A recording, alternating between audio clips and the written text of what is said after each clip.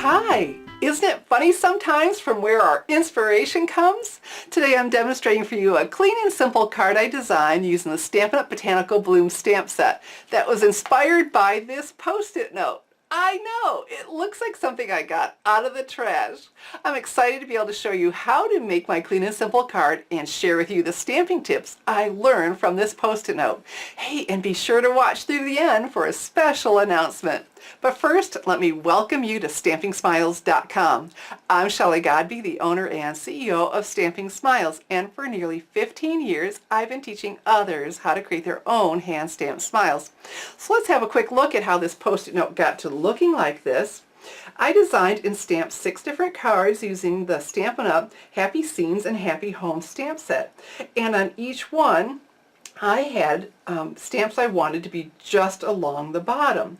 So I used a technique called masking. I took a Post-it note, covered it up, and did my stamping.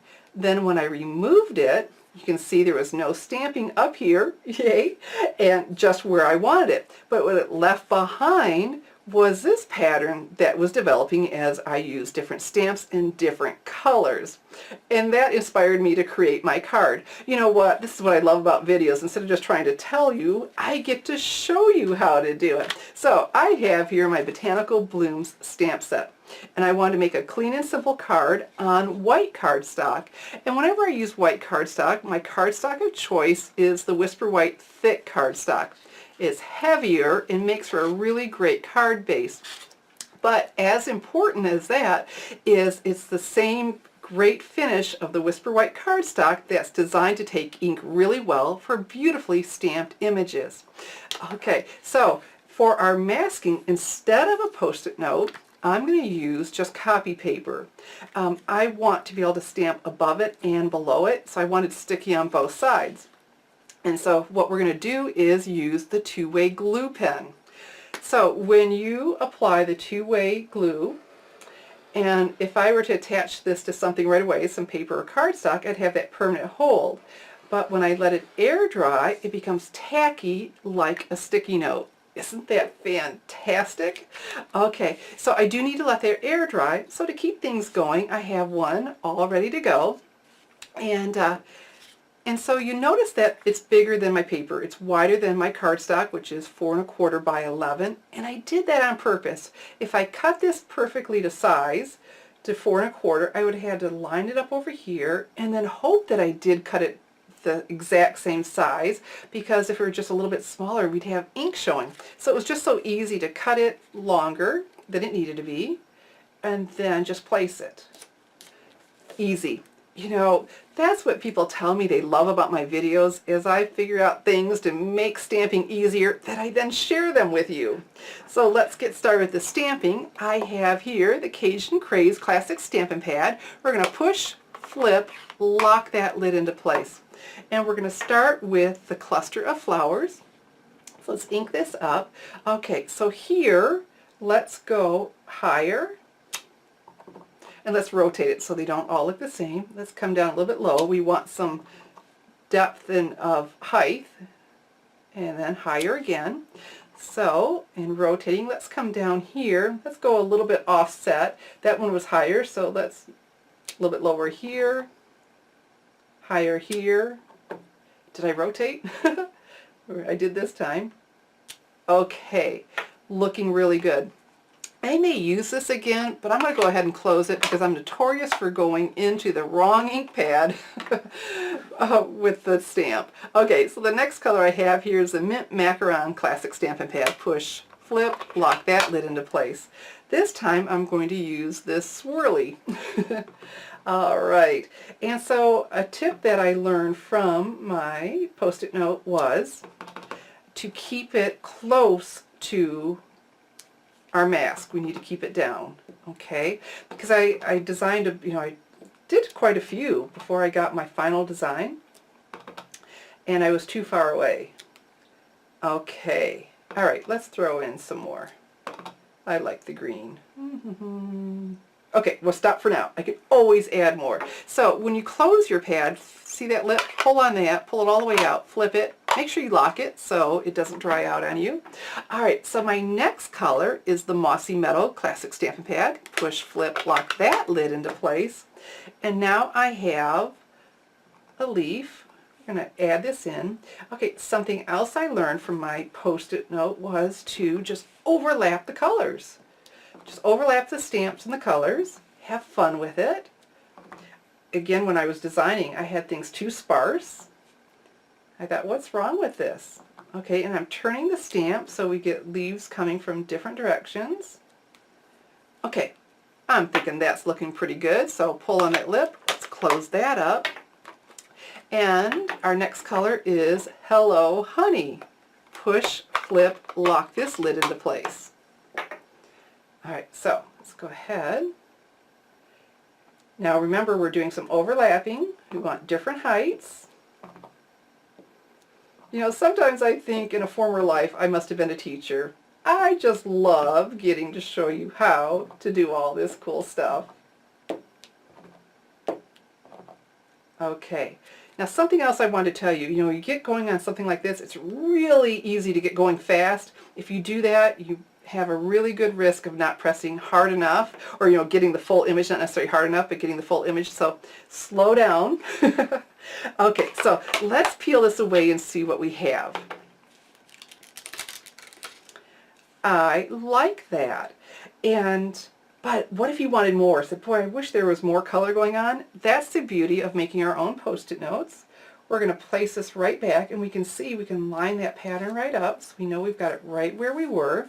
And so let's go ahead and add some more. So let's come back with our Cajun Craze. Push, flip, lock that lid into place. And this time, we're going to add some more, but we're going to stamp off. We're going to stamp off some of the ink to make it lighter. And then come back and do some fill-in. Let's come about right here. And so that gives it some depth and not so overpowering. Okay, how about a little bit over here? Now let's come down here and do the same thing. Pretty, huh? Okay, so then that makes me want some more. So let's close this up, and let's bring back the mint macaron. Push, flip, lock this lid into place. And let's see, I'm thinking right about here. Oh, I'm liking that. Okay. Love it, love it, love it. I think I'm pretty good. I'm really close to the top, so we're going to stop right there, and let's bring back the Hello Honey and throw in at least one more. I'm liking. We're going to stop right there. Okay, so when you peel it away, that's always the fun part. Let's peel this off. Isn't that pretty? Just love it. So now we need a greeting. So I have here the Archival Basic Black Stampin' Pad. Push, flip, lock that lid into place.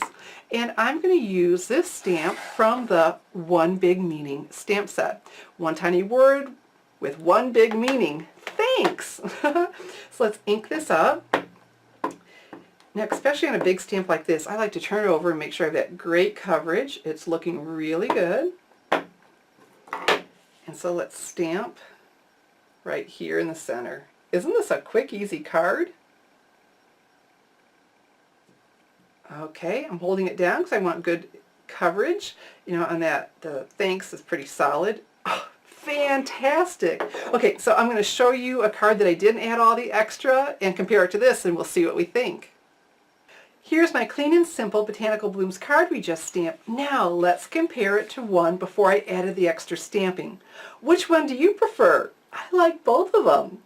But when we look at the Botanical Blooms stamp set, we realize all we've used are these small stamps.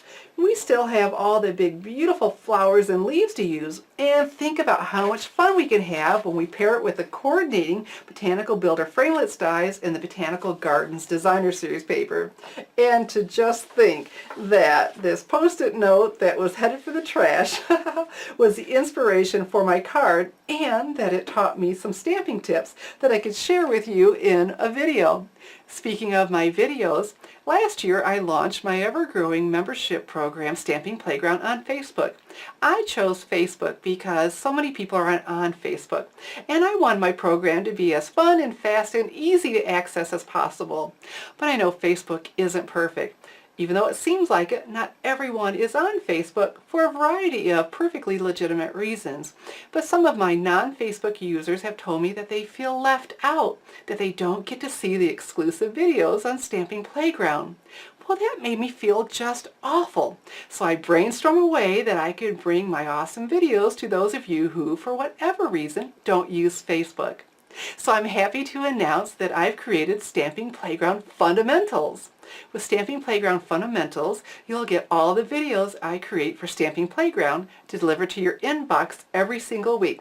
So you can play along and learn new techniques, see new samples, and learn the stamping tips I share with you when I create the videos. And I include all the measurements and supplies, so you don't have to watch the video 100 times to get every single detail. And I really enjoy making videos, and you told me it shows and that you love my videos, that I'm fun to watch and very informative. One person recently reached out to me to tell me how excited she was to have access to my videos because, well, in her words, she said, "You make it look easy enough for anyone to do. Your directions are very clear and you speak slowly enough for us to follow you." Thank you. This makes my heart sing. So if you're someone who just can't get enough of my good stuff and don't want to mess with Facebook, Stamping Playground Fundamentals was made for you. There's a link underneath the video. Click on that to learn more and to sign up to start receiving my exclusive videos. I'm Shelley Godby, teaching you how to create hand stamped smiles. Thanks for watching.